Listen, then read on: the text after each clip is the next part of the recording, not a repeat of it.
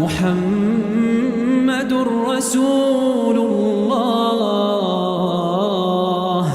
والذين معه أشداء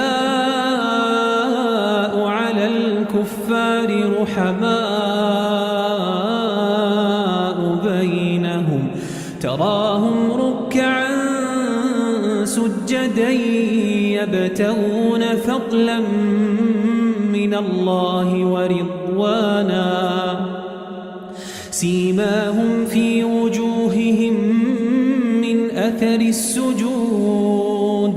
ذلك مثلهم في التوراة